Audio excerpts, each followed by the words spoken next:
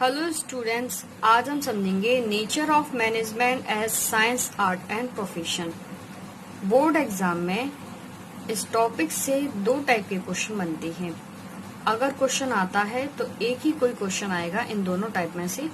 या तो इन्हें इंडिविजुअल पूछा जाता है कि डिस्क्राइब मैनेजमेंट एज साइंस, और डिस्क्राइब मैनेजमेंट एज आर्ट, और डिस्क्राइब मैनेजमेंट एज प्रोफेशन। या फिर साइंस और आर्ट को एक साथ पूछा जाता है कि मैनेजमेंट साइंस है या आर्ट है, इसे डिस्क्राइब करना है। इसके आंसर कैसे लिखना है? अगर पूछा गया है डिस्क्राइब मैनेजमेंट एज साइंस, तो साइंस का मीनिंग लिखना है, साइंस के फीचर्स लिखने हैं, और फिर ये देखना है क्या मैनेजमेंट में भी वही फीचर्स हैं जो साइंस में है। अगर फीचर्स मैच होते हैं तो मैनेजमेंट साइंस है, अगर फीचर्स मैच नहीं होते हैं तो मैनेजमेंट साइंस नहीं है। इसी तरीके से आर्ट और प्रोफेशन के साथ करना है। अब हम इसे समझते हैं। Management as a science. Science क्या है? एक सिस्टमेटाइज बॉडी ऑफ नॉलेज है, यानी कि साइंस की अपनी थ्योरीज होती हैं जिन्हें पढ़कर और समझकर हम साइंस को समझ सकते हैं।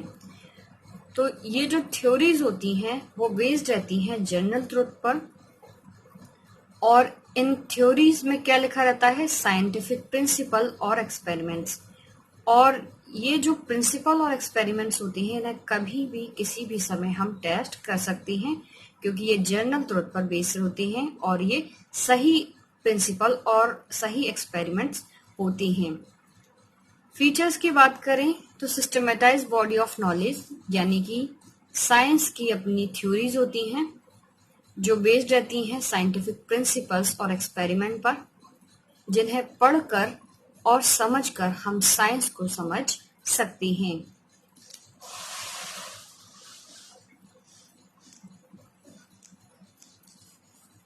सेकेंड फीचर है principles based on experiments and observation, यानी कि साइंस के जो भी प्रिंसिपल बनाए जाते हैं उन्हें पहले ऑब्जर्व किया जाता है, उन पर कई एक्सपेरिमेंट्स किए जाते हैं, उसके बाद ही कोई भी साइंटिफिक प्रिंसिपल बनाया जाता है।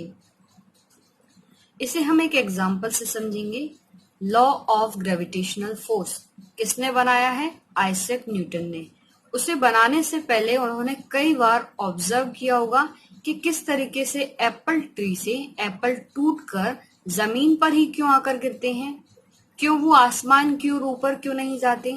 तो उनके ऑब्जर्वेशन के बेस पर ही ये लॉ निकला, ग्रेविटेशनल फोर्स, ग्रेविटी का लॉ। और उन्होंने कई एक्सपेरिमेंट भी किए होंगे इस पर, कई चीजें ऊपर से गिराई होंगी और वो देखा होगा कि किस तरीके से वो चीजें जमीन पर ही आकर गिरी, आसमान में क्यों नहीं गई, ऊपर की ओर क्यों नहीं गई। तो कोई भी साइंटिफिक प्रिंसिपल यूं ही नहीं बनाए जाती हैं, उन्हें ऑब्जर्व किया जाता है, उन पर रिपीटेड एक्सपेरिमेंट किए जाते हैं, तभी ये प्रिंसिपल बनती हैं। थर्ड फीचर है यूनिवर्सल वैलिडिटी, यानी कि साइंटिफिक प्रिंसिपल्स यूनिवर्सली वैलिड होते हैं, यूनिवर्सली एप्लीकेबल होते हैं, इन्हें कभी भी किसी भी समय अप्लाई किया जा सकता है, कभी भी किसी भी समय हम इन्हें टेस्ट कर सकते हैं। क्योंकि दो केमिकल्स को आप आपस में मिक्स करते हो तो वो सेम ही रिएक्शन देते हैं, चाहे उसे आप इंडियन साइंटिफिक लैब में टेस्ट करो, या जापान के साइंटिफिक लैब में टेस्ट करो, या अमेरिका के साइंटिफिक लैब में टेस्ट करो, दो केमिकल्स आपस में मिलकर सेम ही रिएक्शन देते हैं। तो हम कह सकते हैं कि साइंटिफिक प्रिंसिपल हर जगह हर समय सेम ही रिजल्ट प्रेजेंट करता है, अगर प्रिंसिपल सेम है। तो इस तरीके से साइंटिफिक प्रिंसिपल यूनिवर्सली वैलिड होते हैं, इन्हें कभी भी किसी भी समय अप्लाई किया जा सकता है, कभी भी किसी भी समय हम इन्हें टेस्ट कर सकते हैं। तो ये है फीचर्स ऑफ साइंस। लेकिन अब हमें ये देखना है क्या मैनेजमेंट में भी ये तीनों फीचर्स होते हैं जो साइंस के हैं। क्या मैनेजमेंट भी सिस्टमेटाइज बॉडी ऑफ नॉलेज है? Yes, we can say management also a systematize body of knowledge. Management की भी अपनी थ्योरीज होती हैं जो बेस्ड रहती हैं मैनेजमेंट प्रिंसिपल्स पर, जिन्हें पढ़कर और समझकर हम मैनेजमेंट को समझ सकते हैं। सेकंड फीचर, क्या मैनेजमेंट में भी है? क्या मैनेजमेंट की प्रिंसिपल्स भी बेस्ड रहते हैं एक्सपेरिमेंट्स एंड ऑब्जर्वेशन पर? तो हम कह सकते हैं कि मैनेजमेंट के प्रिंसिपल भी बेस्ड रहते हैं एक्सपेरिमेंट एंड ऑब्जर्वेशन पर। इसे हम समझते हैं। मैनेजमेंट कहाँ पर अप्लाई होता है? ऑर्गेनाइजेशन, इंस्टीट्यूट, बिजनेस में। इनमें वर्क करने वाले वर्कर्स और एम्प्लॉयज के बिहेवियर को ऑब्जर्व किया जाता है, यानी कि ये देखा जाता है कि किस तरीके से वो बिहेव करते हैं, उन पर अगर डिफरेंट वे में उनसे ट्रीट किया जाए। तो एक्सपेरिमेंट कैसे होते हैं मैनेजमेंट में? उन एम्प्लॉयज और वर्कर्स के साथ डिफरेंट तरीके से ट्रीटमेंट होता है, यानी कि उनके साथ अलग अलग व्यवहार किया जाता है। जिन एम्प्लॉयज के साथ अच्छा व्यवहार किया जाता है तो उनके रिएक्शन अच्छे होते हैं, और जिन एम्प्लॉयज को डांटा जाता है, उनके साथ गलत व्यवहार किया जाता है थोड़ा, या बिना गलती के भी डांटा जाता है, तो उनके रिएक्शंस अलग आते हैं। तो इसमें हम क्या करते हैं, क्योंकि मैनेजमेंट ह्यूमन से डील करता है, तो इसमें ह्यूमन बिहेवियर को ऑब्जर्व किया जाता है और उनके साथ अलग अलग तरीके से ट्रीटमेंट करके उन पर एक्सपेरिमेंट्स की जाती हैं उनके बिहेवियर को जानने के लिए। तो हम कह सकते हैं कि मैनेजमेंट के प्रिंसिपल भी बेस्ड रहते हैं एक्सपेरिमेंट एंड ऑब्जर्वेशन पर। थर्ड फीचर, क्या मैनेजमेंट में भी होता है? क्या मैनेजमेंट के प्रिंसिपल भी यूनिवर्सली वैलिड होते हैं?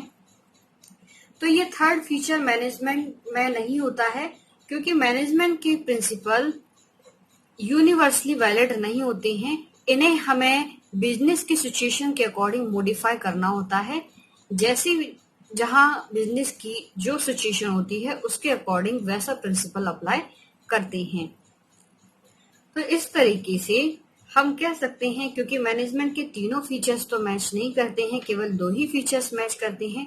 क्योंकि सभी फीचर्स मैच नहीं करते हैं तो इसे हम एग्जैक्ट साइंस नहीं कह सकते हैं। इसे हम क्या कहेंगे? इनएग्जैक्ट साइंस कह सकते हैं, या फिर सोशल साइंस कह सकते हैं। Management as an art, art यानी कि कला या हुनर। हर व्यक्ति की अपनी कला होती है। कोई डांस में अच्छा होता है तो कोई सिंगिंग में, कोई पेंटिंग, कोई म्यूजिक में अच्छा होता है। आर्ट के लिए उस पर्टिकुलर आर्ट की नॉलेज और स्किल्स का होना जरूरी है। ये एक पर्सनल एप्लीकेशन है। इसे एक्वायर किया जा सकता है through study, observation and experience के। फीचर्स की बात करें तो एग्जिस्टेंस ऑफ थ्योरेटिकल नॉलेज, यानी कि हर आर्ट में अपना स्टडी मटेरियल, अपनी थ्योरीज होती हैं, और इससे अगर किसी पर्टिकुलर आर्ट में किसी पर्सन को इंटरेस्ट है तो उस पर्टिकुलर आर्ट की थ्योरीज को एक्वायर करना कंपलसरी होता है, अगर उसे उस पर्टिकुलर आर्ट को एक्वायर करना हो तो। सेकेंड फीचर है पर्सनलाइज एप्लीकेशन है, यानी कि नॉलेज सेम रहती है लेकिन एक आर्टिस्ट किस तरीके से उसे डिफरेंट वे में यूज करता है ये उस पर डिपेंड करता है, क्योंकि हर आर्टिस्ट का अपना यूनिकल स्टाइल होता है अपने आर्ट को प्रेजेंट करने का। थर्ड है based on practice and creativity, यानी कि एक आर्टिस्ट का जितना क्रिएटिव माइंड होगा उसका आर्ट उतना बेटर होगा, और जितना ज्यादा वो प्रैक्टिस करेगा अपने आर्ट की उतना ज्यादा उसके आर्टिस्टिक स्किल्स इंप्रूव होंगी। अब हमें ये देखना है क्या मैनेजमेंट में भी ये तीनों फीचर्स हैं जो आर्ट के हैं। पहला फीचर है एग्जिस्टेंस ऑफ थ्योरेटिकल नॉलेज, तो हम कह सकते हैं मैनेजमेंट में ये फीचर होता है, क्योंकि मैनेजमेंट के भी अपने लिटरेचर्स, अपनी बुक्स होती हैं जिसमें मैनेजमेंट की थ्योरीज होती हैं, मैनेजमेंट के प्रिंसिपल्स होते हैं, जिन्हें एक मैनेजर को पढ़ना जरूरी होता है, तभी वो मैनेजमेंट वर्क को सही तरीके से समझ सकेगा। सेकेंड फीचर है पर्सनलाइज एप्लीकेशन, क्या मैनेजमेंट में भी ये फीचर होता है? तो हम कह सकते हैं यस, मैनेजमेंट में भी ये फीचर होता है, क्योंकि हर मैनेजर का अपना यूनिक स्टाइल होता है चीजों को मैनेज करने का। थर्ड है based on practice and creativity, क्या ये भी फीचर मैनेजमेंट में होता है? तो हम कह सकते हैं यस, ये भी फीचर मैनेजमेंट में होता है। मैनेजमेंट में हर मैनेजर का अपना क्रिएटिव माइंड होता है, और वो उस क्रिएटिव माइंड का यूज करते हुए किस तरीके से क्रिएटिविटी के साथ मैनेजमेंट टेक्निक्स का यूज करता है और उसे बिजनेस सिचुएशन पर अप्लाई करता है, और अपनी मैनेजमेंट स्किल्स को इम्प्रूव कर सकता है अगर लगातार वो मैनेजमेंट वर्क को करता है। जितने ज्यादा प्रैक्टिस करेगा अपने मैनेजमेंट वर्क की, उतना ज्यादा उसकी मैनेजमेंट स्किल्स इम्प्रूव होती जाएंगी। तो इस तरीके से हम कह सकते हैं कि आर्ट के तीनों ही फीचर्स मैनेजमेंट में होते हैं, तो मैनेजमेंट को हम आर्ट कह सकते हैं। मैनेजमेंट एज प्रोफेशन, प्रोफेशन एक ऐसा ऑक्यूपेशन है जिसमें स्पेशलाइज्ड नॉलेज और स्किल्स की रिक्वायरमेंट होती है। इसमें एंट्री रेस्ट्रिक्टेड होती है, यानी कि बिना एग्जाम क्लियर करे इसमें एंट्री नहीं मिलती है। फीचर्स की बात करें तो well defined body of knowledge है, यानी कि हर प्रोफेशन का अपना स्टडी मटेरियल, अपनी थ्योरीज होती हैं, और उस पर्टिकुलर प्रोफेशन में किसी को अपना करियर बनाना है तो उसकी स्टडी करना उसे जरूरी होता है। बिना पढ़े कोई डॉक्टर नहीं बनता, बिना पढ़े कोई लॉयर नहीं बनता, बिना पढ़े कोई चार्टर्ड अकाउंटेंट नहीं बनता, बिना पढ़े कोई इंजीनियर नहीं बनता। तो हर प्रोफेशन की अपना स्टडी मटेरियल, अपनी थ्योरीज होती हैं, और उस पर्टिकुलर प्रोफेशन में उसकी स्टडी करना जरूरी होता है। सेकंड है रेस्ट्रिक्टेड एंट्री, यानी कि बिना एग्जाम क्लियर करे किसी भी प्रोफेशन में एंट्री नहीं मिलती है, तो एग्जाम के थ्रू ही एंट्री मिलती है, और कुछ मिनिमम एजुकेशनल क्वालिफिकेशंस होती हैं, उन्हें भी पूरा करना जरूरी होता है।